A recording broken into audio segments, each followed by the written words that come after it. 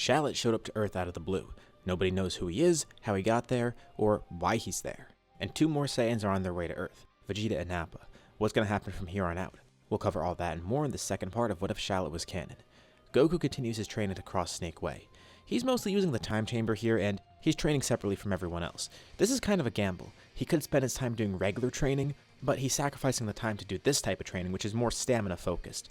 And if this is successful, he'll be at King Kai's planet and get better training there. So he's still a little bit unsure about it. He's still training at least, but this isn't the usual stuff he does. He doesn't spend a full year in the time chamber though, only a few months inside. Which is great because that's only a couple hours on the outside, so he still has months to train to go to see King Kai. He did grow noticeably in the time chamber too, even though he wasn't really focused on getting more powerful there. But now he's a lot better with flying and a lot more efficient, which is great. This will be really useful in actual battles, but also getting across Snake Way in general. He spends about a month more training on the outside, and then goes to see King Yama. He brings a senzu bean along with him too, that way he doesn't have to worry about food. He already ate a bunch before coming here, and then he'll have this to take midway. The question is, can he make it across Snake Way in about a week? Yep, he actually can. The training was a gamble, but it was a success. Goku is a lot faster right now. He's more efficient with flying too, and can conserve his ki better when it comes to traveling in general. And because of that, he's able to make it across Snake Way. It takes about a week to do so, and he does have to sleep in between, but still, doing that is pretty impressive. He's essentially sleeping for 8 hours, then traveling for the next 16, and repeating that for an entire week. Now he actually has more time with King Kai than he normally did. And King Kai congratulates him for getting here in the first place. He got a lot stronger just from that. He wonders if he should have taken Shallot along with him though. King Kai just wanted to see Goku. Shallot they're going to have to watch a bit from afar. They should first judge what he's capable of and his true intentions. After this time spent training, they trust Shallot, and it's a shame they don't know much more about him. But leaving him to his own devices and letting him train on his own, that's going to let him discover more about himself. He socializes with everyone on the lookout, and he at least makes some new friends here, which is great. Piccolo's off with Gohan training him, and it's good for Gohan because he's not kidnapped and thrown into the wilderness alone. His training is a little less intense, but Shallot gets to know some of the warriors on Earth, and Kami spends some time with him too, trying to look into his mind and his heart, seeing if there's anything he can unearth. But the more he observes Shallot, the more confused he gets, because there's really nothing there. And though they're not sure about that theory from King Kai about time travel being involved, what if it is? Where is he from? How long ago is he from? But it's also here where Kami notices a strange thing about Shallot. It's incredibly subtle. No one would normally notice this, but with Kami spending so much time with him, he's closely studied Shallot's presence. He's not sure if he's picking up on something else, but there's an almost divine presence within Shallot. It's buried away, very far, and it is very subtle, like it's almost something baked into his genetics, which makes Kami second guess himself. It might not be that. Maybe he's just seeing something that isn't there. A year passes, and the Saiyans arrive. Goku forgets about the travel time back to Earth, but thankfully he should be able to go across Snake Way pretty quickly. He might be an hour or so late though. Not that it really matters, because the rest of the group is pretty strong, especially Shallot. He's definitely been surpassed by Goku by now, but Shallot has grown pretty well. When they first meet Vegeta and Nappa, the 2 Saiyans first turn their attention to Shallot. So, this is the Saiyan who knows nothing about himself or where he's from. Shallot hates that people keep asking him that. What, do they know something he doesn't? No, they actually don't. But Vegeta is a bit surprised to see his armor. It does look really old-fashioned. Raditz made the same comment. And Nappa wonders what that means but has no clue. Why would anyone be wearing that old armor? Especially if he doesn't know anything about the Saiyans, how would he be in possession of that or even replicate that? They're intrigued. First they send out some Cybermen, and they're all defeated with ease. Yamcha nearly dies against one, but Shallot's quick enough to intervene, quickly ripping the Cyberman off of Yamcha, and then throwing it right at Vegeta and Nappa. It explodes right in Nappa's face, not really injuring him too much, but it did catch him by surprise. Impressive, and smart thinking too. It is annoying though, that busted his scouter. Shallot's gonna have to pay for that. Nappa steps up next, ready to fight this fellow Saiyan, and Shallot says that he's a lot stronger now. Plus, unlike those 2 Saiyans, he doesn't need a scouter to read power. He could sense ki. Vegeta still has his scouter though, and he turns it on. As Shallot powers up, Vegeta's amazed. His power is 5500. The thing is, they don't know if Shallot is a low-class Saiyan or not. So it's not really too surprising, but considering he's beyond Nappa, that is pretty impressive. And it does make Vegeta wonder more about him, especially with that ancient armor and all. What class of Saiyan is he, if any? Who is he related to? Shallot does grow pretty fast in-game, and this is a low ball if anything. He'd probably be a lot stronger than this. But since we started out the scenario by saying he's as strong as Goku, we're also going to use a Goku as a gauge here for how fast Shallot would grow. With training at least. Let's say he grows at the same pace, and I feel like if Goku were to train on Earth instead of King Kai's, he'd be somewhere around this level. My reasoning for that is that after his training on Earth, Piccolo grew to 3500, and part of that time was spent training Gohan too.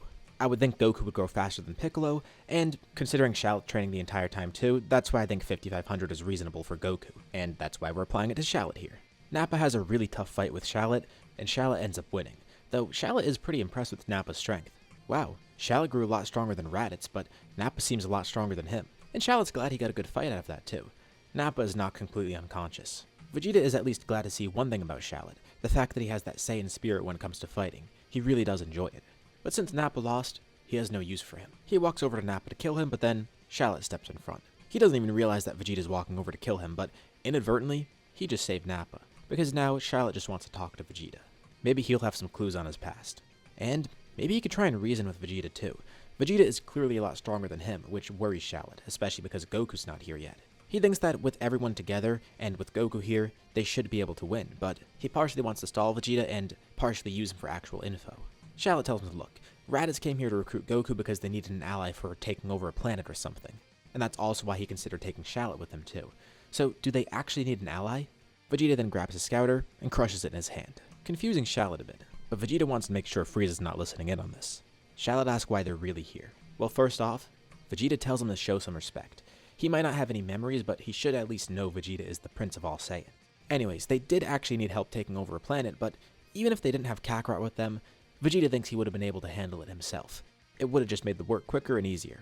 The real reason they wanted to find other Saiyans to recruit them is because, down the line, they want to defeat Frieza.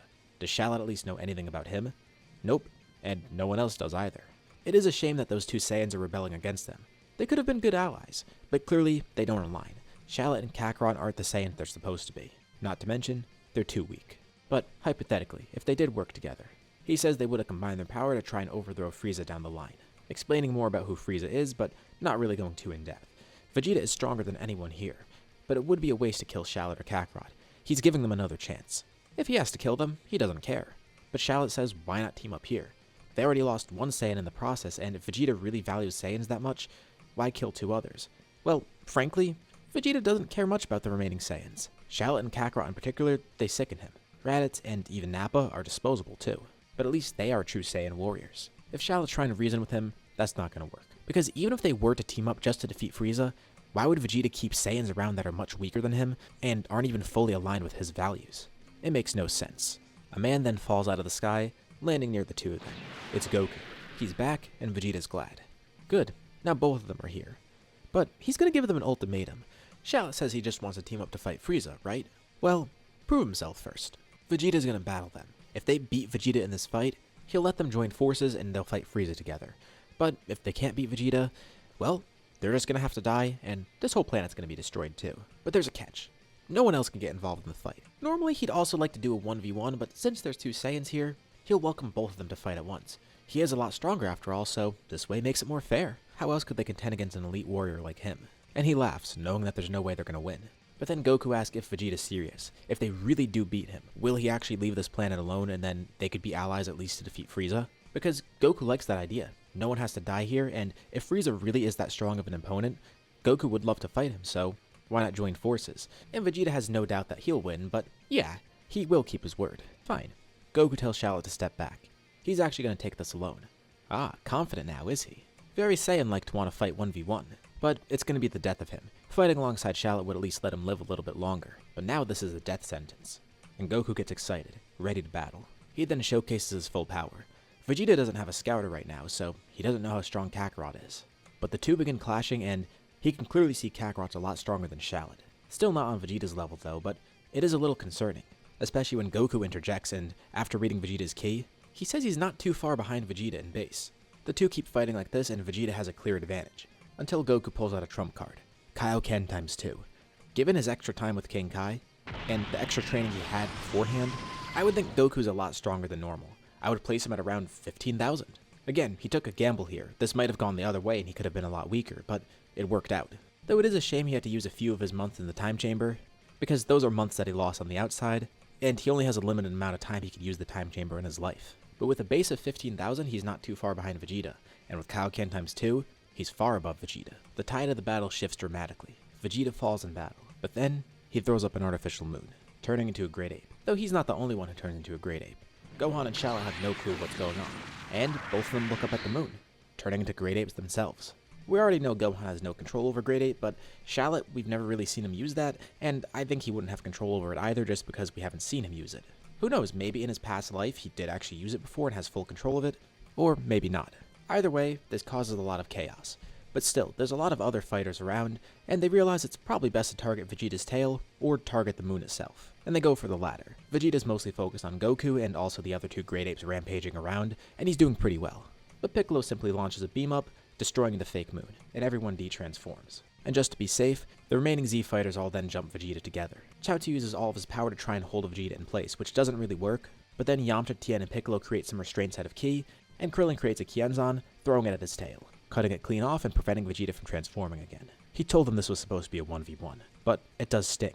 He lost against Kakarot, and if Kakarot and Shallot fought together, well, they probably would have prevented him from turning into a Great Ape in the first place. By turning Shallot into a Great Ape, he basically got him out of the fight. But still, they won. Goku asked Vegeta if he's going to keep his word, and even though the others jumped in, he still did have a good fight with Kakarot, and Kakarot did have a good showing against him. Without Great Ape, he hates to accept it, but he has no way to win right now, besides blowing the planet up, which would kill Vegeta and Nappa in the process. Nappa regains consciousness and calls the space pods over. The two of them retreat. Goku's pretty badly beaten right now, but he's glad Vegeta at least kept his word, and the two of them fly off into space. Nappa asks Vegeta, why'd he spare them? They could have just blown up the planet from space and then left. Well, first of all, that's not a good way for him to win. It would be an unearned victory. Second, even though he could have just done whatever he wanted, he didn't want to go back on his promise. But most importantly, the two other Saiyans kind of interest them. Sure, normally he'd just kill everyone there with no remorse. But Kakarot, being a low-class warrior and being that strong, he did show some sort of promise. And Shallot, he interests him. He's some sort of mystery, and Vegeta wants to solve it. Nappa agrees. Well, it's a good thing they both made it out of there alive, and maybe those two Saiyans and that one hybrid Saiyan could be good allies to them. Even though they lost Raditz, it's nice to know some other Saiyans are still out there. Vegeta completely forgot he was about to kill Nappa. Thankfully, he doesn't even know that. And he doesn't need to know that. But he is really curious about Shallot though. Back on Earth, Goku starts to heal, and he wonders about Frieza. King Kai eventually hears from Grand Kai, and Grand Kai was really confused, and he ended up contacting the Supreme Kai, Shinn. This is one of the few times King Kai's ever interacted with him, but Shinn visits him directly. It must be something serious. And Shinn tells King Kai it might be serious. He's not really sure. Shinn isn't 100% certain, but Shallot is from another time. The reason he suspects this is because he checked the time rings, which he doesn't normally check. He's barely even looked at them. But there's another one there. One of them is from Shallot being sent here. Someone manipulated time, and that split the timelines. There is an alternate timeline where Shallot and his brother lived out their lives normally and never got transported through time. Trunks hasn't time traveled yet, and Cell hasn't time traveled yet either, so none of that timeline nonsense happens just yet. What time is he from? What's so special about him? King Kai tells Shallot about this, and that's all he knows. But he thanks King Kai anyways. The Saiyans return to Frieza's base, and it turns out Frieza was spying on them until the scouters were turned off. Vegeta says that there was two Saiyans on that planet, and the two Saiyans on that planet killed Raditz, so they killed those two Saiyans for that. Frieza knows that there was two Saiyans there, and this story actually does check out, so he lets it slide. But he still is a little suspicious. He wonders why they went to find another Saiyan in the first place, and they say it was to help them with the mission, but who knows. But Vegeta's gonna get a lot stronger than he was before.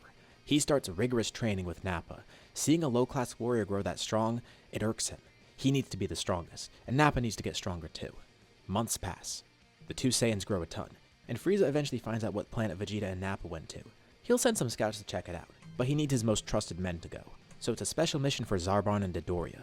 As they're sent out, Vegeta and Nappa go on another mission, clearing out a planet, but another ship arrives. They've actually learned to sense Ki by now, and they can feel a pretty strong presence, and that presence flies over towards them. They're really surprised at what they see. At first they think it's a Saiyan, and then they realize it's that Saiyan they saw before, Shallot, and Nappa greets him as such, using that name. But the Saiyan replies kind of confused. Shallot? He knows Shallot? Well yeah, that's him. Though he is wearing a little bit of a different getup this time. His outfit's a bit different, and most notably, he's wearing a red hooded jacket. He's not Shallot, but he does know Shallot, and he's actually been looking for him. This Saiyan introduces himself. His name's Giblet.